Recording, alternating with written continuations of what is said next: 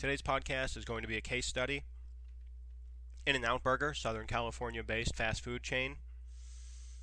2 years ago, a book was published all about In-N-Out Burger and how, despite the fast food business, especially namely hamburgers, being many would consider a saturated marketplace, In-N-Out's been able to shine for the last 60 years and command its market share in a very populous state, California.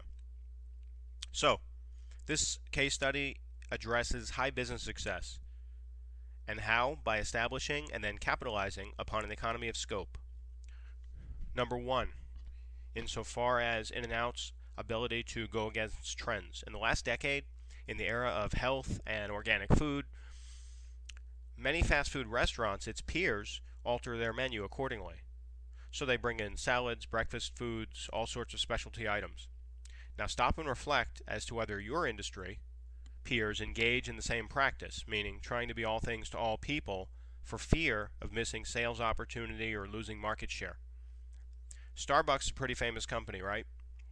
They brought in senior executives when Howard Schultz left that company as active CEO, and they brought in these senior executives from big corporations like Nestle and Coca-Cola. They started in with all this cross-selling, and they were selling all sorts of breakfast McMuffins and candies and pastries and the like. What happened? Consumers didn't want it. Their stock was junk not too long thereafter because it drifted away from what? Their core business, where they had a stronghold, which was you could get a pretty good cup of coffee and you could hang out in a place that was respectable to bring a date to or what have you, or bring your mom to. It was a lot different than most coffee shops or a donut shop that you weren't comfortable hanging out at for more than just making your purchase and leaving. Economy of scope here as well. Years later, they brought back their founder to get back to basics and profitable again, and the stock's doing great present day. Very saturated hamburger market in Southern California, right?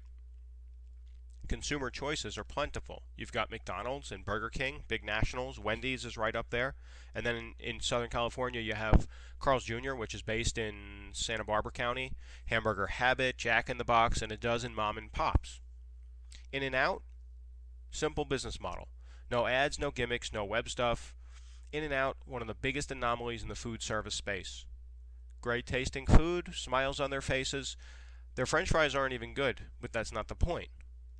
Their food costs a little more, I think, pound for pound if you order a cheeseburger there versus Burger King. They make consumers feel as though it's somehow not a fast food shop or something. I don't know how to explain it. You have to have lived there. I did for a couple of years and visited an In-N-Out Burger to see what I'm talking about. I would never have brought my girlfriend to any of the other places. I think one time I brought her to Burger King in the Valley once. She didn't eat. She didn't even want to sit there. In-N-Out changed that game. We used to eat there all the time. Lines out the door all the time for years. I've been to the one in Universal City and Pasadena and Barstow, which is on the way to Las Vegas in the middle of nowhere. And there's still a line at In-N-Out Burger. It's always the same. They have a line around the corner. Why? Because they stand out from the herd. Think about this case study and reflect upon what I said in terms of an economy of scope. They didn't want to sell everything to everyone. They focus on what they do best. Great hamburgers. They add the little onions. I think they sell milkshakes, like old-fashioned strawberry and vanilla and chocolate milkshakes. Done. That's the extent of their menu. This is Corey. Thank you for being with me. I appreciate it as always. Please tune in to the next podcast later this month. Bye-bye.